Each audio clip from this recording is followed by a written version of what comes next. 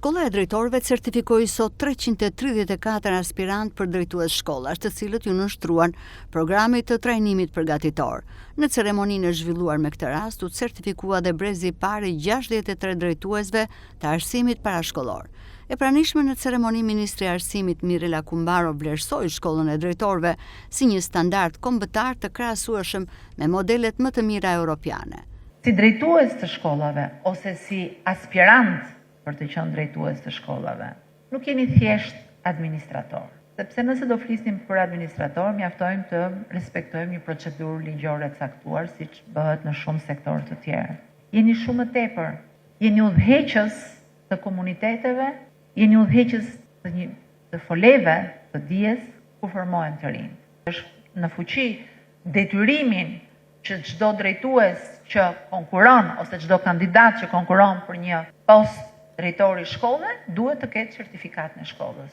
Shkolla e drejtorëve është sot një standard kombëtar i krahasueshëm me modelet më të mira europiane, dhe veçantia e kësaj ceremonie është edhe që bashkon drejtuesit e shkollave me drejtuesit e arsimit parauniversitar. Është një program në fakt që vendos bazat për cilësi të re në edukimin e hershëm, shumë e rëndësishme dhe standarde. Në rezultatet e fundit të sondazhit TALIS, që është një sondazh i OECD-s, i zhvilluar në mbi 54 vende të botës, 96% e mësuesve të anketuar ishin mbi 4500 të tillë në rreth 300 shkolla të Shqipërisë, deklarojnë se trajnimet që kanë bërë dhe te trajnimet nuk është vetëm shkolla e drejtorëve, pjesa më e madhe e mësuesve janë trajnuar në ASCAP, në agjencinë tonë të sigurisë së cilësisë së arsimit parauniversitar, në një bashkëpunim shumë të ngushtë shkolla e drejtorëve me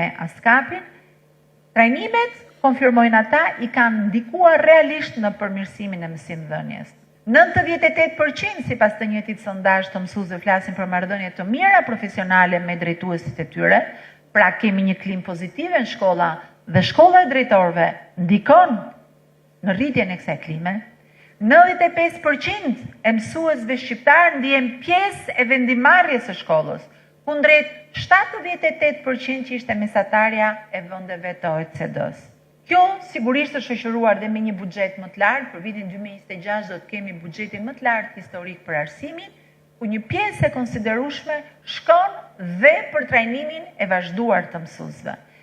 Rreth 60% e mësuesve do të vijojnë të trajnohen vitin 2026, sidomos në lëndët e reja të teknologjisë së informacionit, që janë një rrezik ku nganjëherë konkurrencën e kemi më të madhe jo me teknologjinë, po e kemi me nxënësit.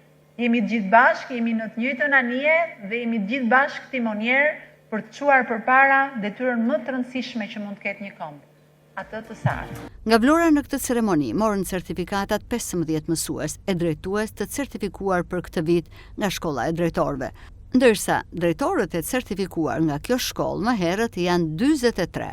Ministria Kumbaro informoi se rreth 60% e mësuesve do të vijojnë të trajnohen në vitin 2026, sidomos në lëndët e reja të teknologjisë së komunikimit dhe informacionit, që janë një risi. Në përfundim të aktivitetit u ndanë dhe çmime për pjesëmarrësit me rezultate më të larta në procesin e certifikimit.